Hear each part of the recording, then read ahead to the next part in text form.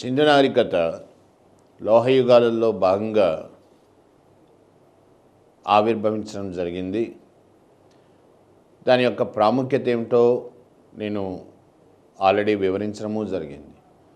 ప్రపంచంలో ఇప్పటికీ సజీవంగా మిగిలిపోయిన సంస్కృతి సింధు నాగరికత సంస్కృతి అవుతుంది.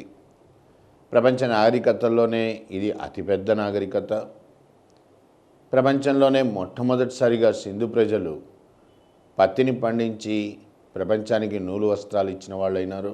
అట్లాగే ఏ నాగరికతల్లో కూడా లేని విధంగా సింధు నాగరికతలో మనకు మొట్టమొదటిసారిగా పట్టణ నిర్మాణము, అంటే పట్టణ నిర్మాణం మిగతా నాగరికతల్లో కూడా ఉంది, కానీ ప్రణాళికాబద్ధమైనటువంటి పట్టణ నిర్మాణము, దానికి తోడు భూగర్భ డ్రైనేజ్ వ్యవస్థ, అండర్ గ్రౌండ్ డ్రైనేజ్ వ్యవస్థ విత్ మ్యాన్హోల్స్, ఇది సింధు నాగరికత యొక్క అతి విశిష్టమైన లక్షణంగా కూడా చెప్పబడ్డది.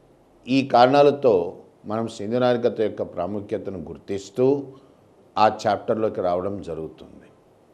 ఎగ్జామినేషన్ పరంగా అభ్యర్థులు గుర్తించాల్సిన విషయం ఏమిటి అంటే, ఈ చాప్టర్లో మనకి ఎక్కువగా క్వశ్చన్స్ సింధు నాగరికత యొక్క ప్రముఖమైనటువంటి పట్టణాలు ఏమిటి, అవి ఏ ప్రాంతాల్లో ఉన్నాయి, వాటిని కనుగొన్నటువంటి పురావస్తు శాస్త్రజ్ఞులు చరిత్రకారులు ఎవరు, అక్కడ ఏమేమి కనుక్కోబడ్డాయి, ఇది చాలా ముఖ్యమైనటువంటి అంశం అవుతుంది. దీని గురించి తెలుసుకోబోయే ముందు అసలు సింధు నాగరికత యొక్క ఆనవాళ్లు బయటపడినటువంటి తీరు, దానితో సంబంధం కలిగినటువంటి శాస్త్రవేత్తలు, పురావస్తు శాస్త్రవేత్తలు మరియు వ్యక్తులు, వీళ్ళ గురించి కూడా ప్రస్తావించాల్సి ఉంటుంది. ఒక గొప్ప నాగరికత అనేటువంటిది భారతదేశంలో ఉంది అనే విషయము తెలుసు, తెలియకని కాదు, తెలుసు, కానీ దీని గురించినటువంటి పూర్తి సమాచారం అందుబాటులోకి రాలేదు. సింధు నాగరికత యొక్క ఆనవాళ్లు మొట్టమొదటిసారిగా బయటపడడం చార్లెస్ మేసన్, బ్రిటిష్ ఇంజనీర్, ఈయనతో జరిగింది.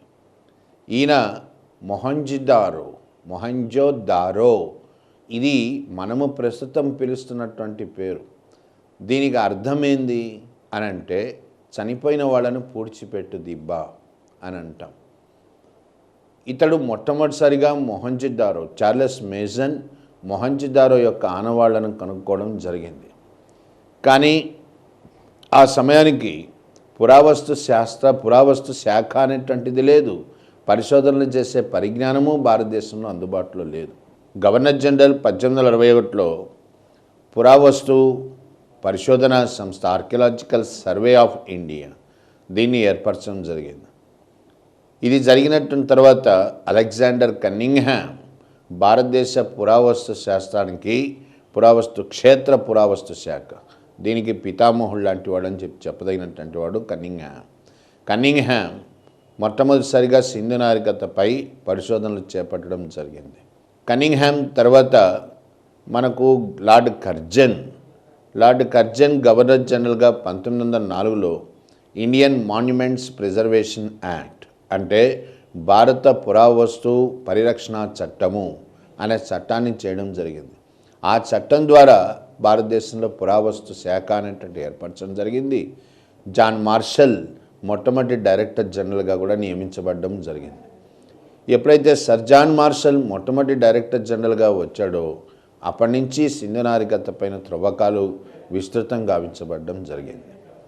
ఇది మనం కొంతవరకు తెలుసుకోవాల్సినటువంటి సమాచారం పూర్వపరాల పరంగా. త్రవ్వకాలు ఎప్పుడైతే ప్రారంభమైనాయో అప్పటి నుంచి ఒక్కొక్క పట్టణము వెలుగులోకి రావడం జరిగింది. ఇప్పటికీ ఇంకా జరుగుతూనే ఉంది ఇది. సో ఇట్లా బయటపడినటువంటి మొట్టమొదటి పట్టణం ఏంది అంటే, ఇక్కడి నుంచి మీకు చాలా ఇంపార్టెంట్ అవుతుంది అభ్యర్థులకు. మొట్టమొదటిసారిగా 1821లో దయారాం సహానీ హరప్పా యొక్క పట్టణాన్ని పూర్తి స్థాయిలో త్రవ్వకం చేయడం జరిగింది. అట్లా సింధు నాగరికతలో మొట్టమొదటిసారిగా బయటపడినటువంటి మొట్టమొదటి పట్టణం హరప్పా అయింది. పురావస్తు పరంగా ఉండేటువంటి సాంప్రదాయం ఏమిటి అనంటే, ఒక నాగరికతకు సంబంధించిన పట్టణము, ఏ పట్టణం అయితే మొట్టమొదటిసారిగా కనుగొనబడుతుందో నాగరికత మొత్తం కూడా ఆ పట్టణం పేరు మీదనే పిలువబడుతుంది. అట్లా సింధు నాగరికతకు సంబంధించి మొట్టమొదటిసారిగా బయటపడినటువంటి పట్టణం హరప్పా. కాబట్టే సింధు నాగరికత సంస్కృతిని హరప్పా సంస్కృతి అని మనం పిలవడం జరుగుతోంది. మరి సింధు నాగరికతలో మొట్టమొదటిసారిగా బయటపడిన పట్టణం హరప్పా అయితే అది ఎక్కడ కేంద్రీకరించబడ్డది, ఏ నదీ తీరాన ఉన్నది, ఇక్కడ ఏం కనుక్కోబడ్డాయి, ఇవన్నీ కూడా ముఖ్యమవుతాయి అన్నమాట. ఎప్పుడైతే మనకు హరప్పా బయటపడిందో దాని ప్రాముఖ్యత ఏంటి అని అంటే భారతదేశం ప్రపంచానికి చాటి చెప్పగలిగింది. ఏమని చెప్పగలిగింది అంటే ఆర్యులకు రాక మునుపే, అంటే మనకు యాక్చువల్గా అంత ముందు వరకు ఉన్న సాంప్రదాయం ఏమిటంటే భారతదేశ చరిత్ర అనేటువంటిది క్రీస్తుపూర్వం 1500 నుంచే ప్రారంభమైంది. క్రీస్తుపూర్వం 1500కు ముందు భారతీయులకు చరిత్ర అంటూ ఏమీ లేదు. ఈ కోణంలో చరిత్ర రచనా వ్యాసంగం జరిగింది. కానీ ఎప్పుడైతే సింధు నాగరికత ఆనవాళ్లు బయటపడ్డాయో భారతదేశం ప్రపంచానికి గొప్పగా చాటి చెప్పగలిగింది. ఏమని చెప్పగలిగింది అంటే ఆర్యులకు రాకమునుపే భారతదేశానికి గొప్ప నాగరికత అనేటువంటిది వర్ధిల్లింది అని మనం ఘంటాపదంగా చెప్పగలిగాం. ఈ నాగరికత క్రీస్తుపూర్వం 3500 సంవత్సరాల కాలం నాటిది. అంటే ఆర్యులు రాకమునుపే దాదాపు 2000 సంవత్సరాల నుంచే మనకు భారతదేశంలో గొప్ప నాగరికత వర్ధిల్లుతూ వచ్చింది అని మనం గర్వంగా చెప్పుకోగలిగాం. మరి ఇప్పుడు హరప్పా పట్టణంలోకి వెళ్దాం. హరప్పా పట్టణము రావి నదీ తీరాన ఉంది. రావి నదీ తీరాన ప్రస్తుతము మాంట్గోమరీ జిల్లా అంటాం. లార్ఖానా డిస్ట్రిక్ట్ ఆఫ్ వెస్ట్ పంజాబ్, పశ్చిమ పంజాబ్. భారతదేశం ఎప్పుడైతే విడిపోయిందో, పాకిస్తాన్ భారతదేశంగా విడిపోయిందో ముఖ్యమైనటువంటి సింధు నాగరికత పట్టణాలన్నీ కూడా పాకిస్తాన్లో కేంద్రీకరించబడడం జరిగింది. ఇట్లా హరప్పా ప్రస్తుతం పశ్చిమ పంజాబ్లోని మాంట్గోమరీ డిస్ట్రిక్ట్, లార్ఖానా కాదు, మాంట్గోమరీ డిస్ట్రిక్ట్, మాంట్గోమరీ జిల్లాలో కేంద్రీకరించబడి ఉన్నదన్నమాట. మరి ఇప్పుడు హరప్పాలో ఏమి కనిపిస్తున్నాయి మనకు? హరప్పా గురించి కూడా తెలుసుకోవాలంటే ముందు అసలు పట్టణ స్వరూపం ఎట్లా ఉందో చూడాలి. సింధు నాగరికత పట్టణాలు అన్నీ కూడా గుర్తించుకోవాల్సిన విషయం ఏమిటి అని అంటే దీర్ఘచతురస్రాకారంలో ఉంటాయి. ప్రతి పట్టణానికి సామాన్యంగా ఉత్తర దిక్కున ప్రవేశ ద్వారం ఉంటుంది, దక్షిణ దిక్కున నిష్క్రమణ ద్వారం ఉంటుంది. ప్రతి పట్టణము చుట్టూ కూడా ఒక చుట్టూ గోడ ఉంటుంది. చుట్టూ గోడ అంటే ప్రహరీలాగా కడతారు పట్టణం చుట్టూ అన్నమాట. ఇది ఎందుకు కడతారు ఇట్లాగా అంటే వరదల నుంచి ముంపు, ఆ ప్రమాదం నుంచి కాపాడుకోవడానికి, శత్రువుల దాడి నుంచి కూడా కాపాడుకోవడానికి ఉపయోగపడుతుంది ఇట్లాంటి కోట గోడ నిర్మాణం. దీన్నే మనం ఇంగ్లీష్లో సైటడల్ అని కూడా అంటుంటాం. హరప్పా చుట్టూ సైటడల్ ఉంది. హరప్పాకు పట్టణ ప్రణాళిక, నిర్దిష్టమైనటువంటి పట్టణ ప్రణాళిక కూడా ఉంది. ఇక్కడ మనకి ఏం కనిపిస్తున్నాయి ప్రధానంగా అంటే ఈ సైటడల్ చుట్టుగోడ అవతల మనకు గ్రానరీస్ అంటే ధాన్యాగారాలు కనిపిస్తున్నాయి. 12 ధాన్యాగారాలు ఉన్నాయి. ఈ 12 ధాన్యాగారాలు 2 వరుసల్లో ఉన్నాయి. అంటే ఒక్కొక్క వరుసలో 6 ధాన్యాగారాల వరకు హరప్పాలో కనుక్కోబడ్డాయి. అందుకనే హరప్పాను ధాన్యాగారాల పట్టణము అని కూడా పిలుస్తాం. అట్లాగే సైటడల్ ఈ ప్రహరీ గోడకు బయటనే కోట గోడ కూడా అనొచ్చు దానికి బయటనే హెచ్ ఆకృతిలో ఉన్నటువంటి ఒక సమాధి, ఇది కూడా ఇక్కడే కనుక్కోబడ్డది. చూడటానికి హెచ్ ఆకృతిలో ఉంటుంది ఈ సమాధి. హెచ్ టైప్ ఆఫ్ సిమెట్రీ అని అంటాం దీన్ని. దీని యొక్క ప్రాముఖ్యత ఏంటి అని అంటే అసలు సింధు నాగరికతలో ఎక్కడ కూడా ఇట్లాంటి సమాధి నిర్మాణం కనబడదు మనకు. అంటే సింధు నాగరికతకు చెందినటువంటి వారు కాదు, చెందని తెగలు, సంస్కృతులు ఎవరో దీన్ని నిర్మించి ఉండాలి. దీని యొక్క ప్రాముఖ్యత ఏమిటి అనంటే సింధు నాగరికత ప్రాంతంలోకి ఏదో విదేశీ తెగలు కొన్ని ప్రవేశించి ఉండాలి. వాళ్ళు ఇటువంటి కట్టడం యొక్క నిర్మాణాన్ని చేపట్టి ఉండాలి. ఈ విషయాన్ని మనము గ్రహించగలుగుతాం ఇట్లాంటి కట్టడం వల్ల. మనకు ఎగ్జామ్లో క్వశ్చన్స్ కూడా అడిగాడు. H type of symmetry, H ఆకృతిలో ఉండేటువంటి సిమెట్రీ అంటే సమాధి ఎక్కడ కనుక్కోబడ్డది అని. అది హరప్పాకు బయట అంటే కోటగోడకు బయట కనుక్కోబడ్డది అన్నమాట. ఈ రెండు చాలా ముఖ్యమైనటువంటి. అట్లాగే హరప్పాలోకి ప్రవేశిస్తే మనకి ఇంకా ఏం కనిపిస్తాయి అంటే శవపేటికలలో ఖనన పద్ధతి కనిపిస్తుంది. ఇక్కడ ఇంకా త్రవ్వకాల్లో మనకు కనుక్కోబడ్డది ఏంది అంటే రాతితో తయారు చేయబడినటువంటి ఒక మానవ విగ్రహం, పురుషుడి విగ్రహం. ఓకే, మేల్ టోర్సో అంటాం, అంటే నడుము పైభాగం నుంచి కనబడుతున్నటువంటి ఒక మానవుడి విగ్రహం కూడా, రాతి విగ్రహం కూడా కనుక్కోబడ్డది హరప్పాలో. ఈ హరప్పాని ఋగ్వేదము హరియుపియా అని కూడా పిలవడం జరిగింది. ఋగ్వేదం ఏమని చెప్తుంది? ఋగ్వేదము అంటే ఆర్యులకు మొట్టమొదటి గ్రంథం. అది ఆర్యులు భారతదేశంలోకి ప్రవేశించడం జరిగింది. ప్రవేశించిన తర్వాత వాళ్ళ సాహిత్యాన్ని వాళ్ళు అభివృద్ధి చేయడము జరిగింది. ఆ సాహిత్యంలో మొట్టమొదటి గ్రంథం ఋగ్వేదం. ఋగ్వేదం హరప్పాని హరియుపయా అని ప్రస్తావించడం జరిగింది.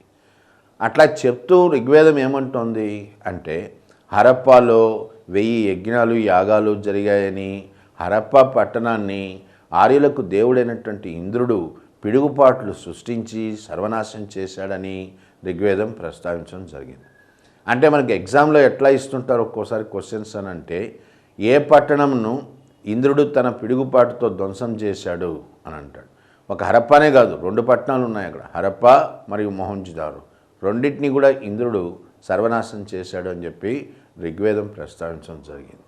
ఇది హరప్పాని గురించి మీరు మౌలికంగా తెలుసుకోవాల్సినటువంటి విషయాలన్నమాట. రైట్. హరప్పా తర్వాత రెండవ ముఖ్యమైనటువంటి పట్టణము మొహంజోదారో.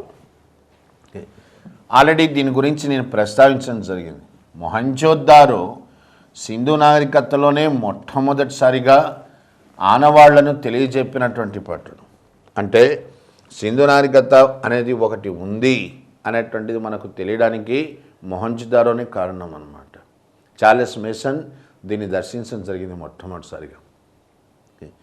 మరి మొహంజోదారోతో కనెక్ట్ అయినటువంటి ఆర్కియాలజిస్ట్, చరిత్రకారులు, పురావస్తు శాస్త్రజ్ఞులు ఎవరెవరు అంటే 1922లో 21లో హరప్పా కనుక్కోబడ్డది.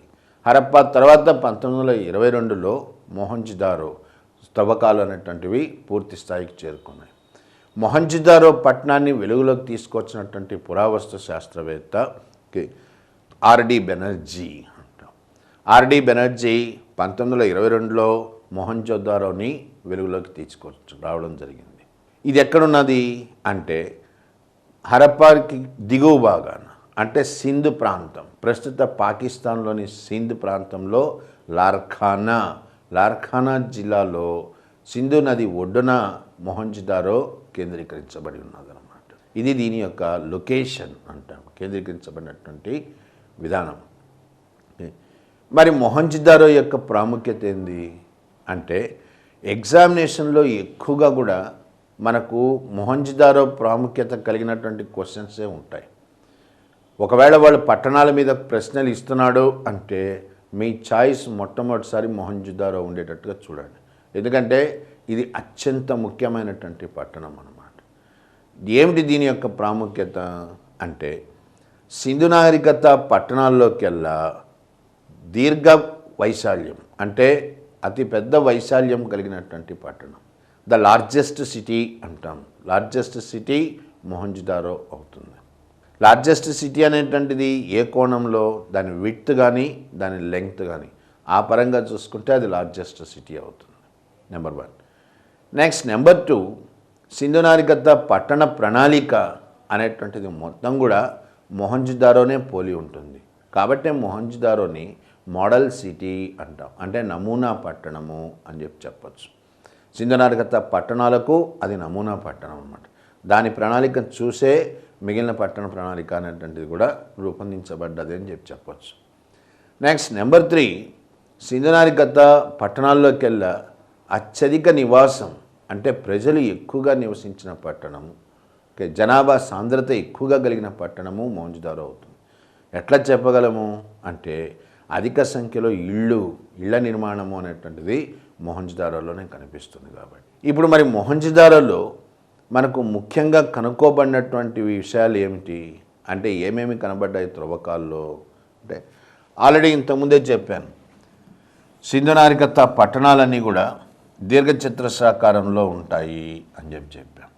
పట్టణానికి ప్రవేశ ద్వారం ఉత్తర దిక్కులో ఉంటుంది, దక్షిణ దిక్కులో నిష్క్రమణ ద్వారం ఉంటుంది.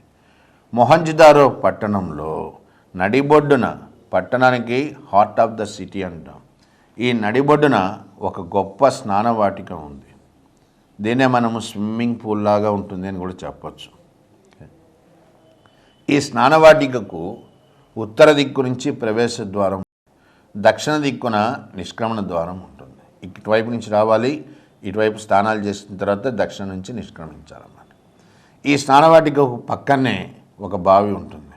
బావిలో నుంచి నీరు, ఫ్రెష్ వాటర్, ఈ నీరు దీంట్లోకి ప్రవేశించడానికి, వాడబడ్డ నీరు నిష్క్రమించడానికి వాడు చక్కటి ప్రణాళికను తయారు చేశాడు. ఈ స్నానవాటిక యొక్క ప్రాముఖ్యత ఏమిటి అంటే, డ్రైనేజ్ సిస్టమ్ అంటే నీటిపారుదల సౌకర్యం ఎట్లా ఉన్నదో మనకు ఈ స్నానవాటిక చక్కగా విశదీకరిస్తుంది అన్నమాట. దీని తర్వాత ముఖ్యమైనటువంటి కట్టడాలు ఏంది అంటే, అతిపెద్ద ధాన్యాగారం ఉంది. ధాన్యాగారము అంటే మనం పండించిన పంటల్ని నిల్వ చేసుకోవడానికి ఉపయోగించేటువంటి అన్నమాట. అది ఇక్కడే కనిపిస్తుంది నీకు, మొహంజదారో పట్టణంలోనే కనిపిస్తుంది. అట్లాగే మొహంజదారోలో దేవాలయాన్ని పోలినటువంటి కట్టడం.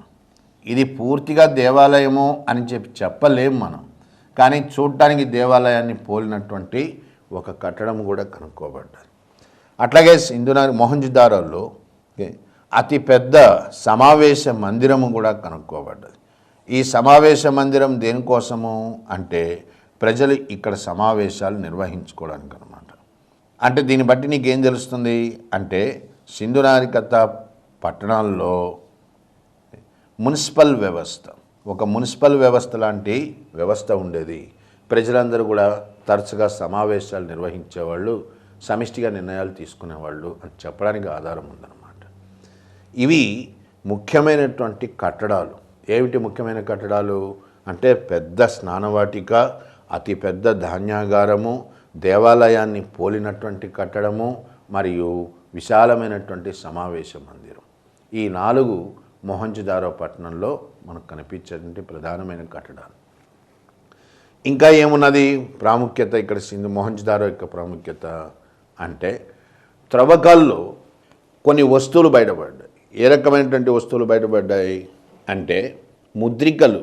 సింధు నాగరికత ప్రజలు ముద్రికలు తయారు చేయడంలో గొప్ప ప్రతిభ కనబరిచారు. ఏమిటి ముద్రికలు అంటే, ఈ ముద్రికలు అనేటువంటివి స్టిటైట్ అనేటువంటి రాయితో తయారు చేస్తారు. ఇది ఒక రకమైనటువంటి రాయి. ఈ రాయిని తీసుకురావాలా, పలు పరిణామాల్లో దాన్ని కట్ చేసుకోవాలా, కట్ చేసిన తర్వాత దాంట్లో ముద్రించాలా. ఏ రూపాన్నైతే మనము కోరుతున్నామో ఆ రూపాన్ని ముద్రిస్తాం. అట్లాంటి వాటిని ముద్రికలు అంటాం. సింధు నాగరికత ప్రజల యొక్క కళా నైపుణ్యం అత్యద్భుతంగా కనిపించేటువంటిది ఈ ముద్రికల్లో కనిపిస్తుంది. ఇక్కడ పాయింట్ ఏమిటంటే, మొహంజదారో పట్టణంలో మనకు శివుణ్ణి పోలినటువంటి ఆకృతితో కలిగినటువంటి మొట్టమొదటి ముద్రిక కనిపిస్తుంది. అంటే ఏమిటి దాని అర్థము? ఒక ముద్రికలో ఈ ముద్రిక ఎట్లా ఉంటుంది అంటే గుండ్రని ఆకృతిలో ఉంటుంది. ఈ గుండ్రని ఆకృతిలో ఉన్నటువంటి ముద్రికలో ఒక వ్యక్తి కనిపిస్తాడు మనకు. ఈ వ్యక్తి ధ్యాన స్థితిలో ఉంటాడు. ధ్యాన స్థితిలో ఉండి 3 ముఖాలు ఉంటాయి. 3 ముఖాలు ఉంటాయి, తలపైన 2 కొమ్ములు ఉంటాయి. ధ్యాన స్థితిలో ఉన్నాడు కాబట్టి ఇతన్ని మనము పశుపతి లేదా శివుడి యొక్క మొట్టమొదటి రూపము అని చెప్పి చెప్పడం జరుగుతుంది. సో పశుపతి ముద్రికలో అసలు పశుపతి అని ఎందుకు పిలుస్తున్నాము? ఇది శివుడి యొక్క మొదటి రూపం అని అంటాం మనం. ఎందుకంటాము అంటే, ఈ ముద్రికలో ఉండేటువంటి వ్యక్తి యొక్క స్వరూపం ఎట్లా ఉందో నేను వివరించాను. ఎట్లా ఉన్నాడు చూడడానికి అంటే, ధ్యాన స్థితిలో ఉంటాడు. దీర్ఘమైన ధ్యాన స్థితిలో, డీప్ మెడిటేషన్ అంటాం. చూడటానికి ఏమో 3 ముఖాలు ఉంటాయి, నెత్తి మీద 2 కొమ్ములు కనిపిస్తున్నాయి. ధ్యాన స్థితిలో ఉన్నటువంటి వ్యక్తి చుట్టూ 4 జంతువులు కనిపిస్తాయి. ఏ జంతువులు కనిపిస్తాయి అని కూడా అడిగాడు ఎగ్జామ్స్లో. ఏ జంతువులు కనిపిస్తాయి అంటే దున్నపోతు, బఫెలో, దున్నపోతు, టైగర్, పులి, రైనో అంటే ఖడ్గమృగం, ఏనుగు. ఈ 4 జంతువులు 4 దిక్కుల్లో నిల్చుకున్నట్టుగా కనిపిస్తాయి. కాళ్ళ దగ్గర 2 జింకలు కనిపిస్తాయి. ఆయన చుట్టూ జంతువులు ఉన్నాయి కాబట్టి, పశువులతో సమిష్టిగా పరివేష్టితులై ఉన్నాడు కాబట్టి అతన్ని పశుపతి అని మనం పిలవడం జరిగింది. ఇది శివుడి యొక్క మొట్టమొదటి రూపం అన్నమాట. అందుకనే సింధు నాగరికత మనం కానీ గమనిస్తే పట్టణాల్లో వాళ్ళు ఒక రకమైనటువంటి తొలి శైవం శివుణ్ణి పూజించేటువంటి విధానాన్ని పాటించారేమో అని అనిపిస్తుందన్నమాట. దానికి ఆధారంగానే ఇక్కడ ముద్రిక కనుక్కోబడ్డది. సో పశుపతి ముద్రిక ఎక్కడ కనుక్కోబడ్డది అంటే మొహంజదారో అని గుర్తించాలి, నెంబర్ 1. అట్లాగే త్రవ్వకాల్లో ఇంకొకటి ఏం కనిపించింది మనకు అంటే సింధు నాగరికత ప్రజలకు గుర్రము యొక్క వాడకము తెలియదు, అసలు గుర్రము అనేటువంటిదే వాళ్ళకు తెలియదు అని చాలా కాలం వరకు మనం అనుకుంటూ వచ్చాం. ఇది ఒక రకంగా తప్పని రుజువు చేయబడ్డది. ఎందుకంటే గుర్రము బొమ్మని కలిగినటువంటి ముద్రిక, ఇంకొక ముద్రికలో మనకు గుర్రము ఆకృతితో ఉండేటువంటి జంతువు యొక్క బొమ్మ కూడా కనుక్కోబడడం జరిగింది.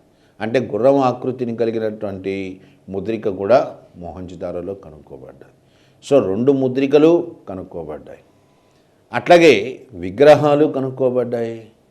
ఏ విగ్రహాలు అంటే సింధు నాగరికత ప్రజలు గొప్ప కళా నైపుణ్యాన్ని ప్రదర్శించారు అనడానికి నిదర్శనంగానే బ్రాంజ్ అంటే తగరము ప్లస్ రాగి 2 కలిస్తే బ్రాంజ్ అవుతుందని చెప్పాను ఆల్రెడీ. సో బ్రాంజ్ అంటే కరెక్ట్గా కంచు అంటాం.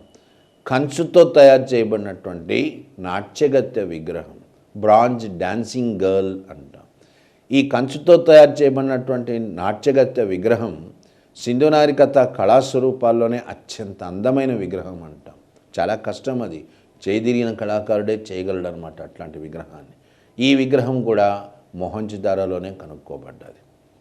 అట్లాగే బియర్డెడ్ మ్యాన్ అంటే గడ్డం పెంచుకున్నటువంటి ఒక వ్యక్తి విగ్రహం. చూడటానికి ఇతడు పురోహితుడిలాగా కనిపిస్తున్నాడు అన్నమాట.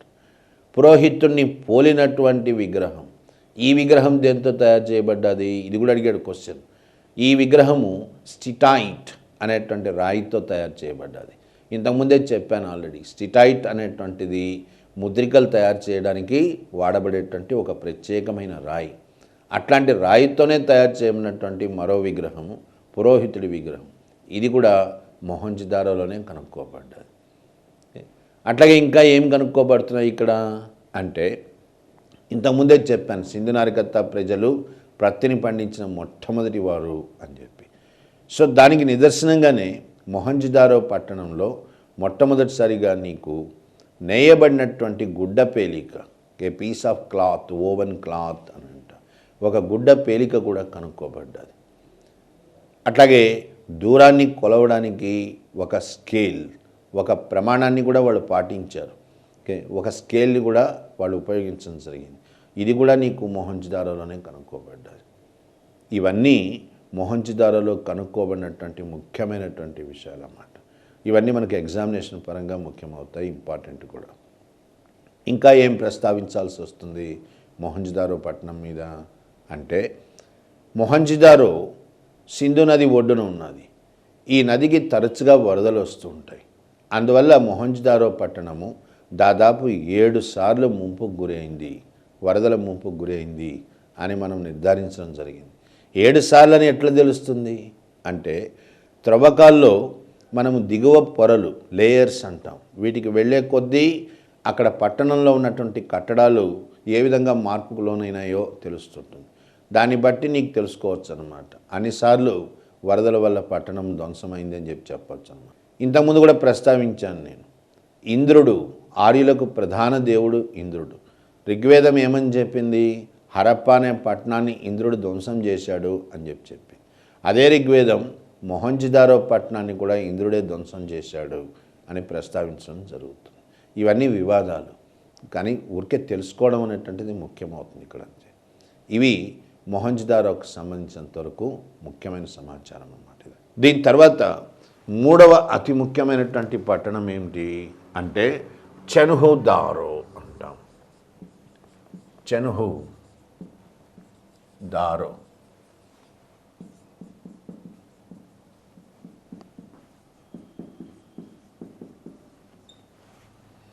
ఇది ఎక్కడున్నది? చెన్హుదారో అనేటువంటిది మొహంజదారోకి ఇంకా కొంచెం దక్షిణాన దిగువ భాగాన అనమాట. మొహంజదారో ప్రస్తుత పాకిస్తాన్లోని సింధ్ ప్రాంతంలో ఉంది అని చెప్పాను. మొహంజదారోకి మరింత దక్షిణ భాగాన చెన్హుదారో కేంద్రీకరించబడి ఉన్నది. ఇది కూడా సింధు నది ఒడ్డునే ఉంటుందన్నమాట, మొహంజదారోకి దిగువన. ఈ పట్టణాన్ని ఎవరు కనుక్కోవడం జరిగింది? ఈ పట్టణాన్ని ఎంజీ మజుందార్ అనేటువంటి పురావస్తు శాస్త్రవేత్త చెన్హుదారో పట్టణాన్ని కనుక్కోవడం జరిగింది. దీని యొక్క ప్రాముఖ్యత ఏమిటి అంటే, ప్రతి సింధు నాగరికత పట్టణానికి ఒక చుట్టుగోడ ఉంటుంది అని చెప్పాం. ఈ చుట్టుగోడనే మనం ఏమన్నాము? సైటడల్ అని అన్నాం, ప్రహరీ గోడ. కానీ చెన్హుదారో పట్టణానికి ఎక్కడ కూడా నీకు ఎటువైపున కానీ ఈ చుట్టుగోడ ఉన్నట్టుగా ఆధారాలు లేవు. అంటే చుట్టుగోడ సైటడల్ లేని ఒకే ఒక్క పట్టణము చెన్హుదారో అని చెప్పచ్చు. ఇది చాలా ముఖ్యం అన్నమాట.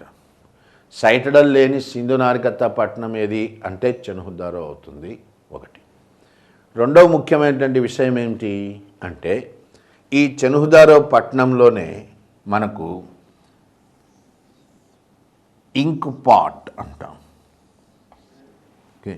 ఇంక్ పాట్ అంటే సింధు నాగరికత ప్రజలు వాడికంటూ వాళ్ళకి ఒక లిపి ఉంది. ఈ లిపిని తయారు చేసేటప్పుడు కొన్ని పరికరాలు వాడతారు, కొన్ని పదార్థాలను వాడతారు.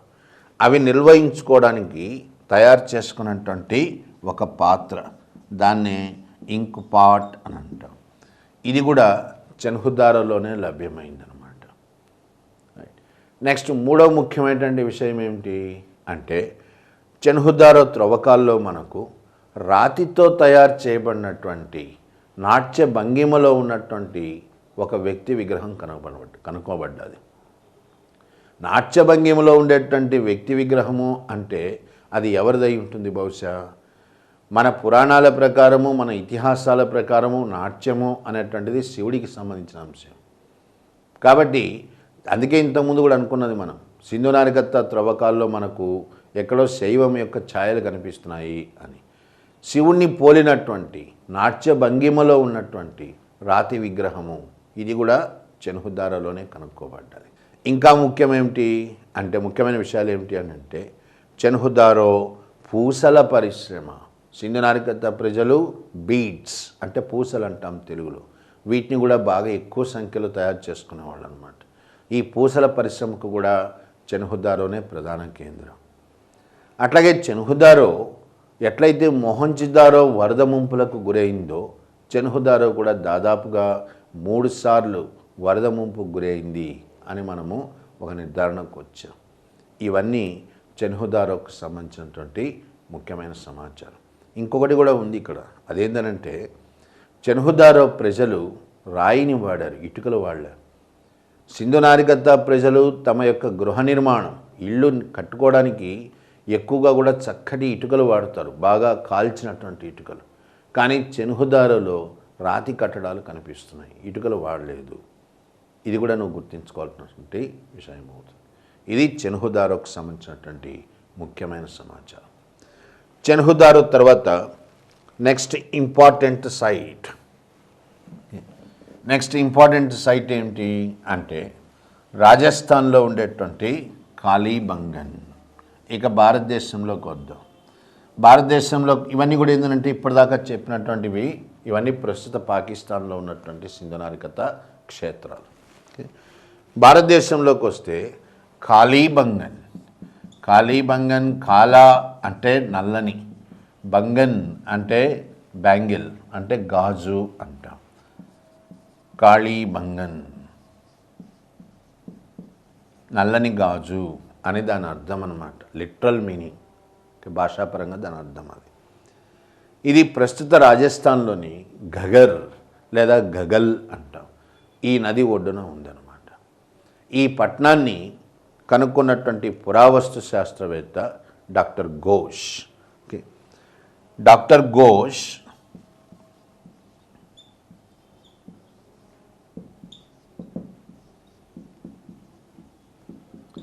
ఈయన ఈ పట్టణాన్ని కనుక్కోవడం జరిగిందనమాట. డాక్టర్ ఏ ఘోష్ అంటాం. కాళీబంగన్ రాజస్థాన్లో ఉన్నటువంటి ప్రాంతం. చరిత్రలో రాజస్థాన్ ఒకప్పుడు అత్యంత సారవంతమైనటువంటి భూమి. ఘగర్ నదీ పరివాహిక ప్రాంతము, హాక్రా నదీ పరివాహిక ప్రాంతము, ఇవన్నీ కూడా రాజస్థాన్లోనే ఉన్నాయన్నమాట. అందుకని అత్యంత సారవంతమైన ప్రాంతం కాబట్టి కాళీబంగంలో మనకు విస్తృతమైనటువంటి వ్యవసాయం జరిగింది అని చెప్పడానికి ఆధారాలు ఉన్నాయి. ఆ తర్వాత డిస్కస్ చేస్తాం. ముందుగా అసలు కాళీబంగన్ పట్టణాన్ని యొక్క ప్రాముఖ్యత ఏంటి అంటే, కాళీబంగంలో కనబడినటువంటి సంస్కృతి, ప్రజల జీవన విధానం ఇదంతా ఎట్లా ఉంది? సోతీ సంస్కృతి అంటాం. కాళీబంగన్ యొక్క సంస్కృతిని సోతీ సంస్కృతి అని కూడా పిలవడం జరిగింది. ఓకే, క్వశ్చన్ ఎట్లా ఇచ్చారు అంటే, సింధు నాగరికత పట్టణాల్లోని ఏ సంస్కృతిని సోతీ సంస్కృతి అంటారు అంటే, కాళీబంగంలో కనుక్కోబడినటువంటి సంస్కృతి సోతీ సంస్కృతి అని పిలువబడడం జరిగింది. ఇక కాళీబంగన్ యొక్క ప్రాముఖ్యత ఏమిటి? ఇక్కడ ఏమేం కనిపిస్తున్నాయి మనకు అంటే, ఇప్పుడే చెప్పాను, ప్రపంచంలోనే ఒక రకంగా చెప్పాలంటే అతి పెద్ద వ్యవసాయ క్షేత్రం అని చెప్పచ్చు. దాన్ని కరెక్ట్గా ఇంగ్లీష్లో చెప్తే the largest unit of land in the entire pre history.